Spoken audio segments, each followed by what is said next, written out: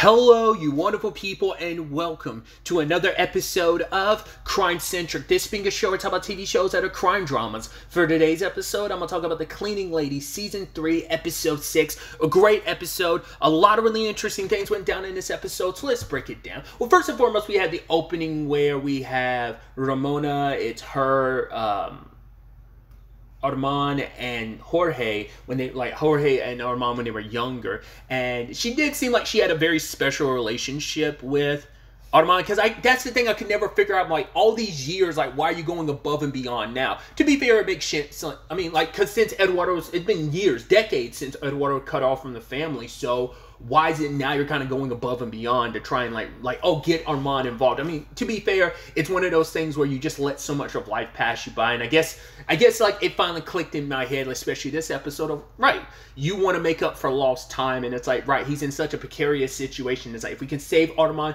no more wasting time, I'm going to have my family back. To be fair, you loved and adored him, and she even talked about it with Jorge, like, the reason why she, like, doted over him so much is, like, she wanted Armand to believe, like, what the sky's the limit. Like, the fact of the matter is his life could be whatever it could be and whatever he wanted it to be. Like, he could dream big. And with Jorge, she never felt like she had to worry about that. She wanted to show Armand that life could be so much more. And I think that's why, you know, she's taken, like, he was just always that special person to someone, which is obviously got to make Jorge feel a certain way, but Jorge kind of feels that same way too. Like, I think the sadness of both of them having such heartbreak over having to leave him behind. You know, no matter what the circumstances are, they both are hurt by it. And I think Jorge just kind of buried those feelings. And I think for Ramona, those feelings, like, finally resurfaced. She never let go. And now those feelings are even more heightened considering Armand's circumstances. And I think Jorge even is kind of like opening up more, because he had told Tony his idea was like, right, when Armand comes back, Ramona wants to bring him into the business. I don't really think that's the case, but I think if it comes from you, it might be something Armand might be able to be a little more amendable if it comes from you versus hearing it from me type of situation, and that could, like, lead to us fighting. So I don't want that, because he kept pushing, like, yo, so what is your relationship with Armand? And I think Tony doesn't quite know. Tony's had feelings for him for a while, but obviously it's gotten a complicated mess, because it's like, right, he is married, and it's just, right, he is a dangerous person, but he's a dangerous person that's helped her out so much. So, like, towing that line has always probably led to her having a very conflicted heart when it comes to Armand. She knows how she feels, but I think it is that it's an interesting parallel, especially with this season, of just like, yeah, like, you know, wasted time of, like, maybe if I had been more upfront about my feelings, especially when Fee is like, I mean, I'm not too keen on you dating, like, a criminal, but obviously you like him, and, like, because of her circumstances in the desert, I'm like, I'm not going to waste any more time, especially when it comes to, like, love. And, you know, that's what I deserve. I deserve to be happy. And you, Tony, deserve to be happy too, because until you figure this thing out with Armand, whether you want to be with him or not, you're stuck in this complicated limbo. You're missing out on the fact is there's a pretty cute guy like Jeremy here, which I'll get to it. Jeremy kind of made me go, I was kind of suspicious of Jeremy before, and I was like, oh, he seemed like he's a pretty cool dude. The way he strode up this episode made me go, I don't know, man. I'm back to kind of being suspicious of Jeremy. I don't know. Not unless we find out he's an undercover cop. Now, that would be the real kick in the balls if we find out, like, he's the new Garrett.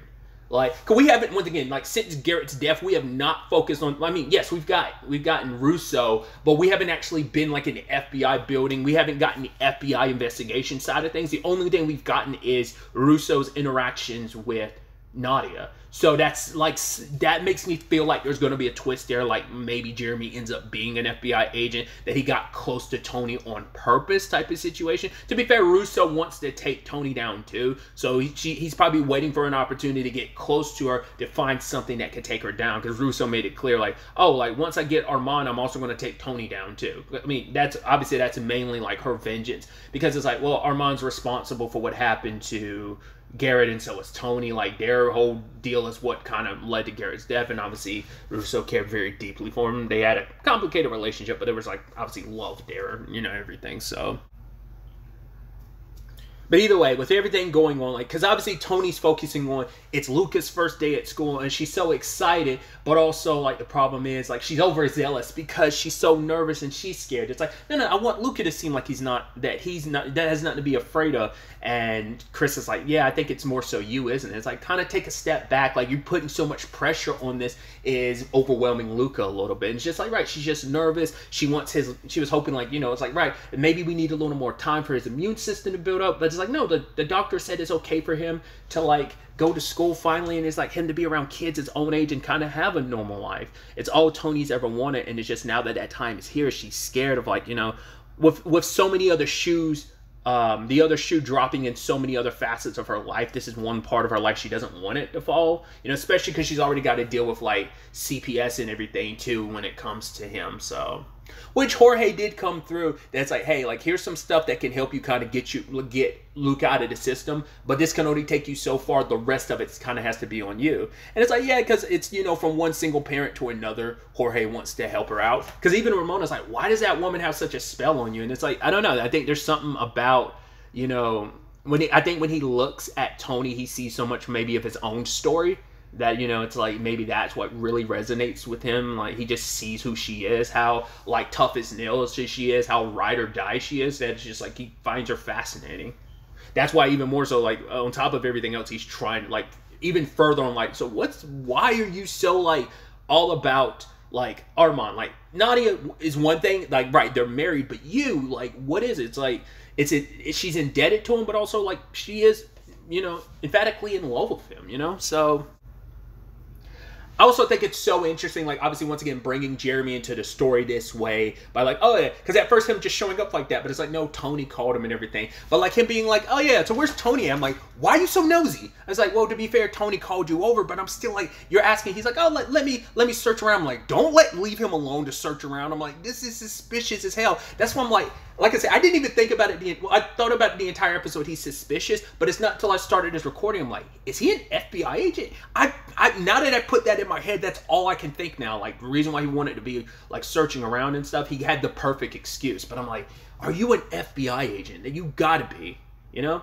Which is so interesting because once again, I think that actor's like, I think he's in Snowfall because like one of the podcasts, like I saw him talking about Power Rangers SPD on. I think he was also talking about being, I've never seen any of Snowfall, so I don't know what role his character plays, but I know like I've talked about it, like I forgot he was in Graceland, a show from like over a decade ago, but it's like an undercover cop show, and I'm like, oh, which is also interesting too because like SPD, they were literal Power Rangers that were cops, so it's like futuristic cops, so like that's also interesting too. So and that's just kind of an interesting thing if you like the parallels is kind of interesting if you think about it. But I'm like I said, I'm adamant about it. At first I was like, could he be responsible for like Armand? And I'm like, I don't know. It's like maybe he's involved in that, but I'm like, nah. I've got stuck in my head. Like my theory is he's got to be an undercover cop or something. So, but also like the reason why I was also bringing that up too is like the specifically like, oh, the bathroom situation. Like it's ironic because I literally had to deal with that same very similar situation yesterday, which sucks because I'm like, I hate playing plumber when I'm like I have to playing plumber for someone else's issues. I know it's stupid, but it's like when it's your own issue, you're like, all right, fine. But when you have to play plumber for someone else's issues, I'm like, oh, come on. Literally exact same situation, flooding toilet and everything. It was a whole annoying hassle that I kind of dealt with on my own. It was kind of annoying, but either way, it was just kind of fascinating that hey, that would come up in the story, and now this would happen too. So, you know, just in my personal life, and then like literally the same night that this episode would it can like have a similar thing. Once again, it's like a very like anyone can go through that situation. It's just interesting timing.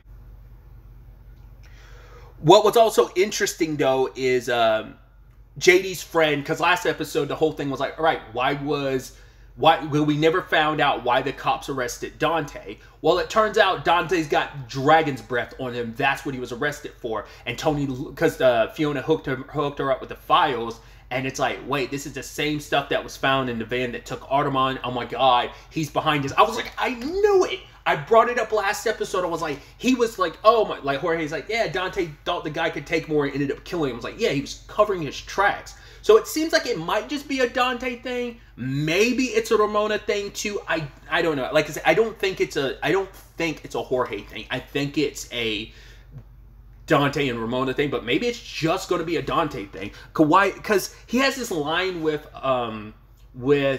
Ramona where he's like, yo, I think this is kind of like, I'm feeling a little uneasy. She's like, yeah, but you don't like not being in control. He's like, yeah, but I just know how important this is to you, which makes it doubly fucked if you're behind kidnapping him, which it seems heavily that you are responsible. So I'm like, I want to understand your reasoning for, like, what was the purpose of that? Were you doing this for Ramona's sake? Because my thought previously was like, could Ramona have settled this up for an inadvertent way to kind of put Armand to be indebted to you, and this way you have an easier time getting him back into your life? Because like decades of separation, you know, doesn't make up for someone being indebted to you for saving their life, and it makes them like bound to you, because it's just like, oh my god, we reunited, but we reunited under the most fucked circumstances, and that circumstance led to you save, you know. So like it's a different beast type of situation. So I'm curious if that was my theory about Ramona, not unless Dante was doing that on his own for that purpose. I mean, not unless he took Armand first and did not realize until later on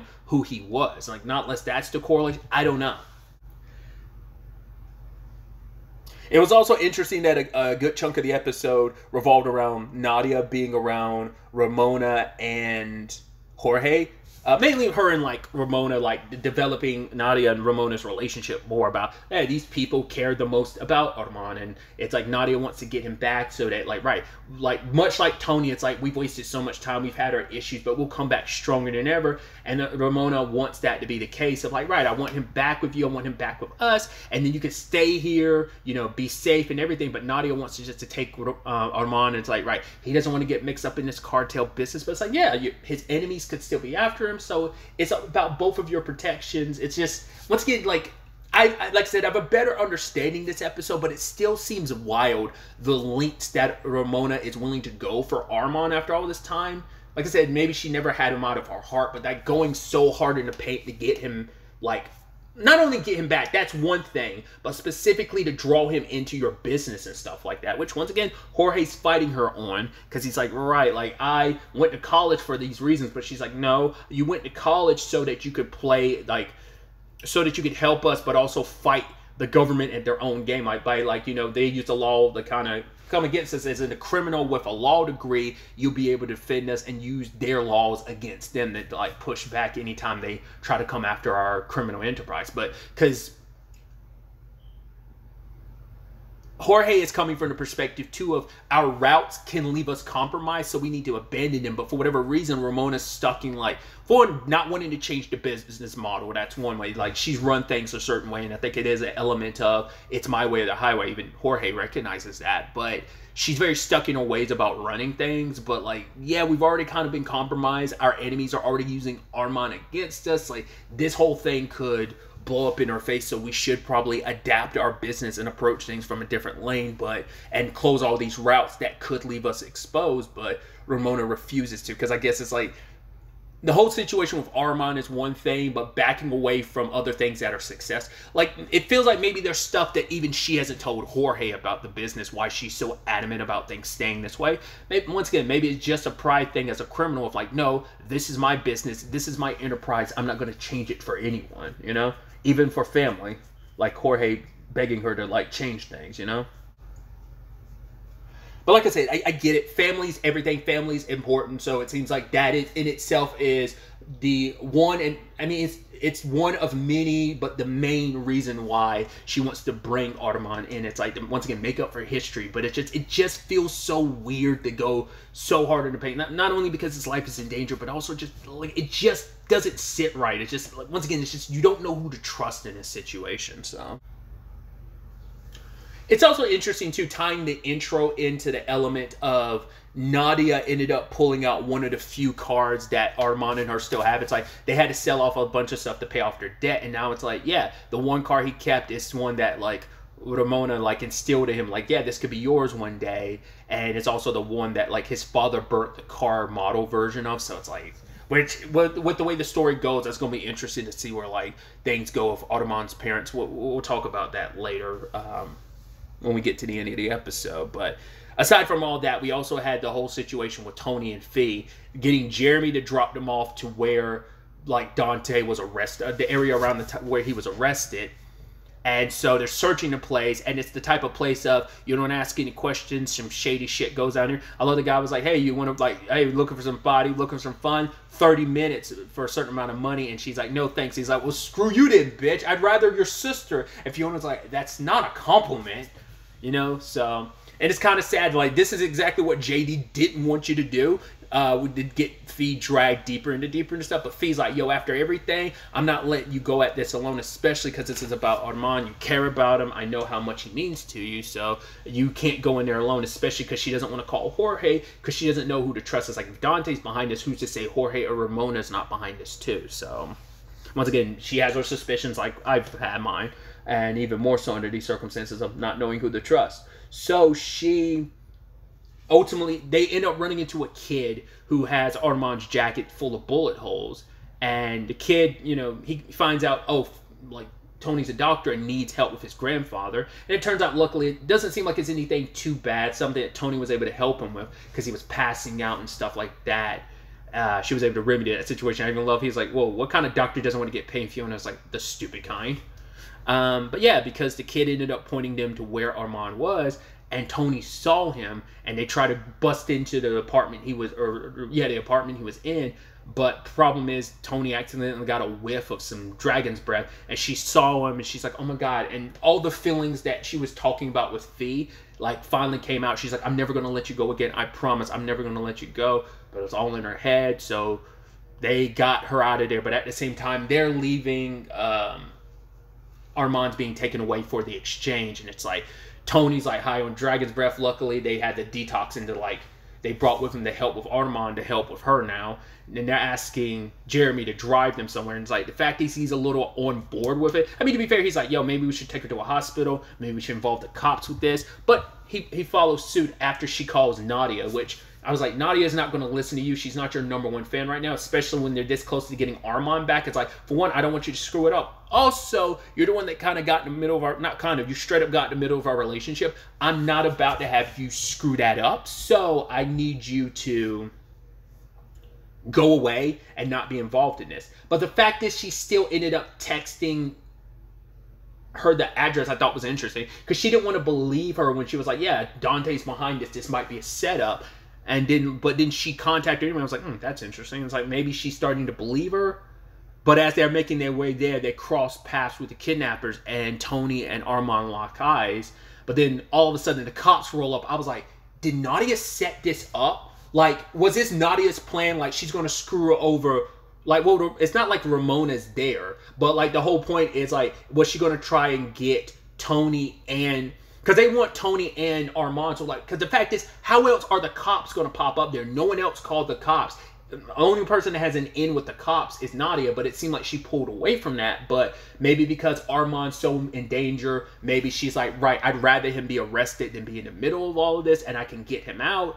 Like, maybe, because even that, because that's when, like, her calling Tony makes me feel like that was 100% on purpose. Like, you were hoping to, like, get the cops to come here by the time the kidnapper's dead, and so you that way you have a double insurance. Like, well, okay, in case Dante is behind all this, which I'm not quite sure I believe, well, he's going to go down either way.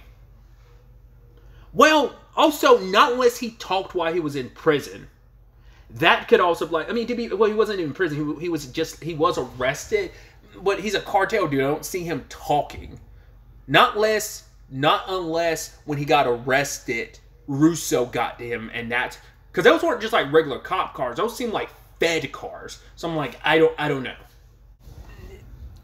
It definitely went extremely sideways, and we get the conclusion of the episode that, like, in that moment, like, Armand and Tony are locking eyes, and just the guy points a gun at Tony, and Armand, like, grabs the gun, and the car flies off a cliff, and you're just like, damn. Like, of course, because this is what we get into the end of the episode, where it's just like, now Armand's dead, which now Nadia's going to blame Tony. Tony's going to blame herself. I'm sure Ramona and Jorge will, but then they'll find out about Dante's involvement and all that. I don't know how all that's going to fly with everyone when it comes to Tony, like how they're going to feel about her in the aftermath, because she's like, once again, it's just that time wasted. I didn't get to tell him how I felt, and now he's gone. Like, me, you know. So this is where we kind of get into that, once again, obviously, you know, the sad passing of Adin Konso. That's where I was kind of like, I don't know. Once again, I know he passed in January, but I don't know where his medical condition was in the middle of everything, like during the production. Like, I don't know, like, how involved in this production he was, because, like, part of me was looking at him and was like, is that kind of like a was this like one of the last things he's filmed and they like changed it post like while they were editing it, or did they kind of pull a little bit of a Paul Walker Fast 7 type of thing? Because like when I was looking at him, I was like, he looks a little different. Like I noticed it in the first episode, and I'm noticing it this episode. The fact that they keep him in shadow too. Then I'm like, they must have filmed some new stuff, and then like that's why I'm like, are they like? It feels like it is kind of like a fat Paul Walker Fast 7 type of thing, but I don't know if I'm being crazy. Like, someone do let me know in the comments down below. It's kind of depressing, so I kind of don't want an answer, and I kind of don't want to look into it because I don't want to be depressed right now. But, you know, it's just sad, you know, it's just kind of a, you know, like, we got it at the beginning of the season, and obviously, like, you know, it was like, this was dedicated to our special friend, like, Adon Kanto, and now it's, like, in love with memory of him. So, like, I think this was probably, like, maybe, like, this was, like, the last episode he filmed. And like I said, depending on how they, like I said, I don't know what his situation was, like, how involved in his production he was, like, before his passing, and just, like, before he got to the point he couldn't film anymore. I don't know, you know? And also, at the same time, it's none of my business. That's between him and his family and friends and loved ones who were there, like, you know, because obviously it's, like, as a fan of the show, like, I didn't know him that well, but as someone who was a fan of his work and his role in the show, I'm saddened by his passing, especially under those circumstances of, you know, it's just like, cancer's a bitch, you know? But, you know, like I said, my condolences to his family and friends, you know, and just, like, and, you know, also, once again, it's similar to, like, once again, you get into that depressing area too. Once again, I'm gonna try not to talk about it too long, but it's just like the Chadwick Boseman thing. It's like, you go into Black Wakanda Forever with everything, and it's just like, ugh. It's literally just that same feeling of damage. It just, you know, so it's, I feel fucked even saying the words. It's going to be interesting to see where, we'll have to wait to see where things take us next episode in the aftermath of all this. Like I said, where Tony's, like, she's going to blame herself, where all this goes. Because, like, she's there, you know, looking over at the cliff, you know, with his, the vehicle flew over, and the cops are right behind them, so they're probably going to bring Tony in, potentially. We'll see how that plays out. But also, like, the very ending of the episode, if I'm not mistaken, I believe that was from, like, the season 1 finale, them dancing. Even the song he was quoting during the, like, audio from, like, the exchange and stuff, or when they were, like, Proof of Life, it's like, right, that same song was playing, and just, like, this very sweet moment. For that to kind of be the last shot of the episode was kind of, obviously, beautiful, yet also very tragic and sad. So, yeah, I'm going to leave it there. Like I said, we'll see where the next episode takes us with all of this. But really, that's all I wanted to talk about. So the next time we meet, be happy, be safe, live life to the fullest, and enjoy it. Good day, and goodbye.